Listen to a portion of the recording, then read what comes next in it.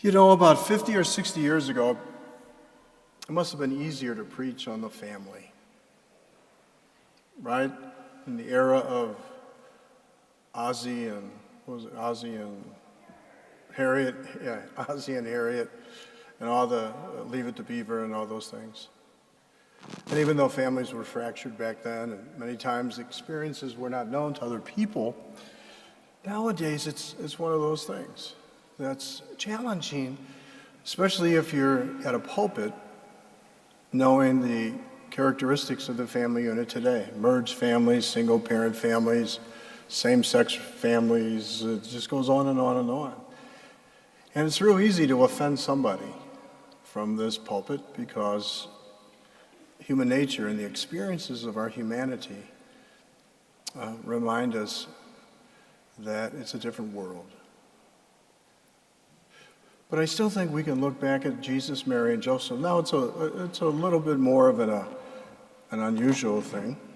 One happened to be God, and then we had Mary and Joseph. And you know, it's interesting, even in the gospel today, you know, for a long time we used to say that Joseph was the foster father of Jesus, because we know that the father of Jesus was God.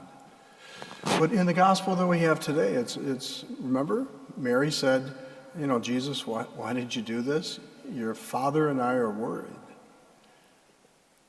You know, and it's that hyphenated thing, I guess, foster.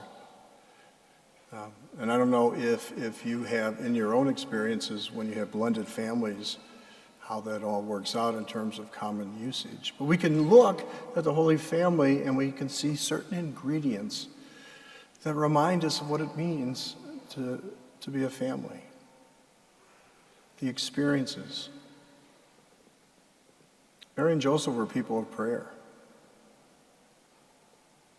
That's what it comes down to. They were people of prayer. At the beginning of Mass, and you know, the whole thing, I think it dates back to Father Ryan back in the 50s, or you know, the Rosary priest. The family that prays together stays together. Now, that might be a witty thing to put on, like I said, on a bumper sticker or an expression, but how can a family that prays together not be functioning in the right direction? Because prayer is an invitation to have a relationship with God, to have that conversation. When I was doing marriage prep kind of on a regular basis, I remember my first assignment 36 years ago, I inherited 35 weddings and in various stages, and then I had my own too. But one of the key ingredients I would often talk about is, are you going to pray together? You're going to go to sporting events together. You're going to go, I always told couples, don't forget that they are still need to renew their relationship after children, so they should always have a date night. Other than that, once the kids are all grown up, what do you talk about, huh? But prayer. And I remember I was talking to one individual, he's a big old guy, and he's a dear friend of mine and his wife, and they did adopt this thing about praying the rosary every night before they would go to bed, so laying in bed, but he would doze off. This is before CPAP machines and all that stuff, I guess. And so I said, well, somebody told me once that they keep their arm in the air when they pray the rosary, that when it falls, then they wake up. Well, his wife didn't like that idea because it happened that his hand would always wind up in her face. So that wasn't really good advice in that situation. But you know, any society that functions well, it's based on the family unit. Because if everything is working at home, it will influence the society in which we function. And maybe that's what's going on in the United States today, where so many people are choosing just not to get married, or families are blended in one way or another, but it might not be the perfect blend. And the family unit is broken. We're having a hard time even defining what a family unit is. In that second reading that we have today, it's a very good reading because it reminds us how it functions, how a relationship functions. Respect, conversation, communication, integrity, you know. That's the environment that surrounds any relationship. All these different ingredients, right? And also the ability just not to give up. and give it time. And if we look at the relationship again of Joseph and Mary, how many times is Joseph quoted in the scriptures? Zilch. Zilch. And yet he's the patron of the universal church. But we can look at his how he functioned. There are 4 times in the Gospels in which we see Joseph trusting in God. When Mary was pregnant and Joseph was a little confused about this whole experience. You know, hey Joseph, I saw an angel in the garden and now I'm pregnant. I mean, that's what it came down to. We also know it was like the angel Gabriel said to Mary. So he trusted in that. He trusted in God. And he took Mary as his wife, according to Jewish custom and tradition. And then the second time was, another time was when, you know, he went to Bethlehem and he was told, you know, that something dangerous was going to happen and he should flee to Egypt, which he did. He trusted. And then in Egypt he was told to come home. You know, and these different experiences of Joseph, it was always that sense of trust, trusting in God. And that's what the challenge for all of us is, to trust in God. And it is hard, because we would like to have sometimes more options and time to think about it, you know? And that God invites us into those difficult situations, I think, to strengthen us, to bear our cross so that we might know the resurrection. So we look at the example of Joseph. He trusted, and he trusted even though he might not have known everything, all the answers and such. And then we got Mary, huh? O highly favored daughter, the Lord is with you. Blessed are you among women, you know, and as the Gospel of St. Luke goes on. She trusted too, right?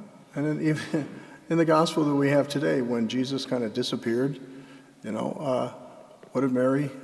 She kind of let Jesus have it a little bit, in a gentle way. You know, we've been looking for you. Where the heck you been? And Jesus loved her. And Joseph. And then later on, when they were at the wedding, huh? Wasn't it Mary who urged, as a Jewish woman might, huh? Because she knew the importance of the wedding feast. You know, help him out, Jesus. Do as he says. And then she stood before that cross. Behold the woman. Behold, you know, when he gave Mary to all of us. So in our day and age, there's all kinds of psychological components, environmental components, all kinds of different things. But in relationships, again, you know, we're given a certain sense of responsibility to nurture and to feed our relationships. But it all comes down to the power of prayer. So ask yourselves this: how often do you pray as a family? How often do you go to a UT football game? How often do you do this, that, or the other thing? But it comes down to how often do you pray in your relationships? Whether it's with a family, you know, children and such, or with your spouse. With your spouse. You're having a fundamental argument in the house about something, let's say. And then you're getting madder and madder. What would happen if you would say to your spouse, hey, let's step back and pray a little bit? Is that an option that you might consider?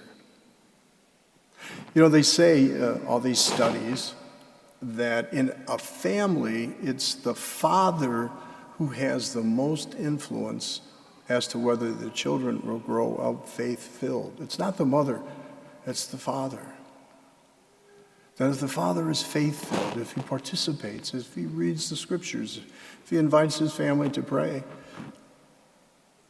statistics tell us that the children will inherit that gift of faith. It's not always perfect, but it's true. I remember when I was a pastor at Annunziata in St. Louis, it wasn't exactly a big singing community.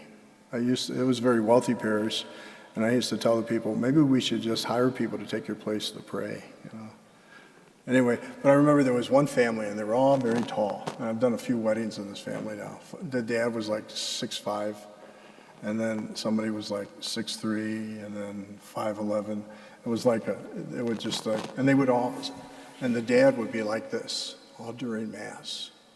And when I would look up and see the boys, all the way to like primary grade, they'd be doing the same thing.